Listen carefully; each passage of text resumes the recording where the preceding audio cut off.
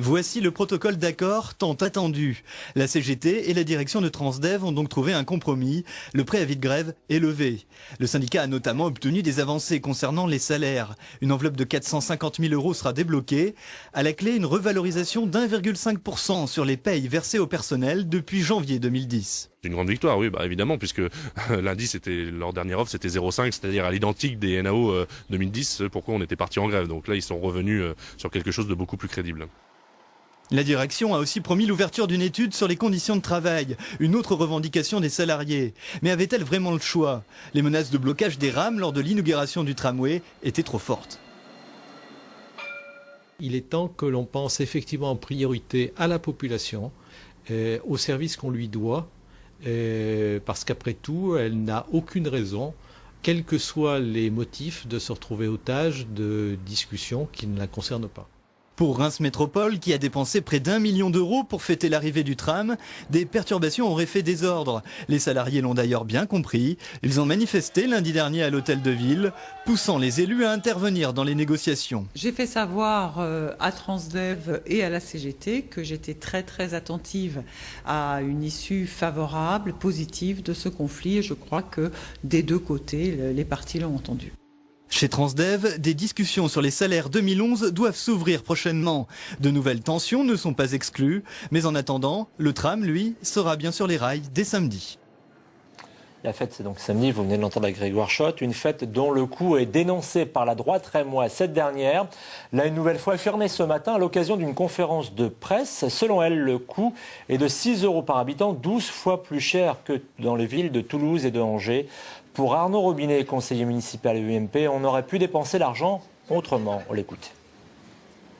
J'aurais préféré que l'on ait peut-être une semaine, 15 jours de tramway gratuit pour les Rémois, pour que les Rémois puissent s'approprier le tramway. N'oublions pas que près de 50% des Rémois n'étaient pas favorables à ce projet. Il faut donc que les Rémois s'approprient le tramway, découvrent les avantages du tramway, et ça leur permet également de redécouvrir la ville qui a également changé avec ce projet tramway. Voilà, et j'ajoute que de son côté, la majorité PS estime que la droite fait de la démagogie. Le tramway qui n'a jamais cessé d'être au cœur de l'actualité politique de la ville de Reims. En fait, on en parle depuis plus de 20 ans. Sandra Julien nous retrace justement la saga du tram. Donc, si vous voulez, si toutes les choses se passent bien, et je ne vois pas pourquoi elles ne se passeraient pas bien, nous aurons ce tramway en service pour fin 1993, début 1980. Si tout va bien, en effet, nous sommes en 1989 et Jean-Louis Schnetter a toutes les raisons du monde d'être optimiste. Le dossier est bien ficelé, il a été avalisé par le ministère des Transports. Le tram reliera Châtillon à la gare en passant par le centre-ville. C'est l'alternative trouvée pour désengorger le centre du flot de véhicules qui y circulent quotidiennement. Dans l'ensemble, le projet séduit, mais il fait réagir. Les entreprises s'opposent à leur participation au coût d'exploitation. Une pétition circule aussi contre le passage du tram par le cours Langlais. 2 ans plus tard, déception. Le projet tram vole en éclats. La faute à une différence d'opinion sur des questions techniques entre le maire de Reims, Jean Falala, et son adjoint président du district, Jean-Louis Schnetter. Le conseil municipal dans sa majorité suit son maire. Dans l'opposition, on évoque un 49.3 communal. Nous trouvons que la procédure mise en place et la décision prise à l'emporte-pièce ce soir est tout à fait navrante et désolante parce qu'il était possible sans doute d'améliorer ce projet qui, en l'état actuel des choses, ne nous donnait pas satisfaction. Le retour du projet tram sur la table, 12 ans plus tard, rince le doigt à Jean-Louis Schnetter. Cette fois, il a toutes les cartes en main. Il est à la fois maire de Reims et président de l'agglomération. Son projet est ambitieux. La première ligne, entre Orgeval et la gare TGV de Besanne, comptera 23 stations.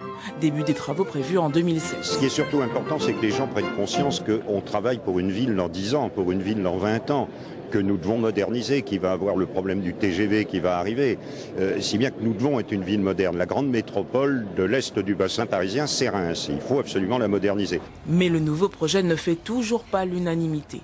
Se pose la question de son financement.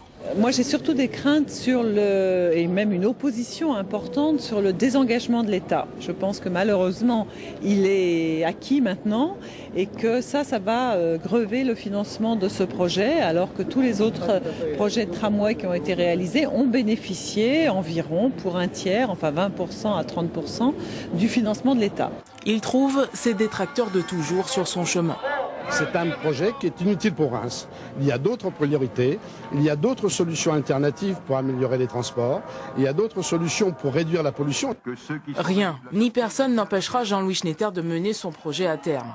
En 2005, le tramway est définitivement adopté en délibération du Conseil. Engagé dans la course pour les municipales de 2008, le Renaud Dutreil entreprend d'enterrer à nouveau le projet, en vain. Le premier rail du tram de Reims est posé le 11 mars 2009.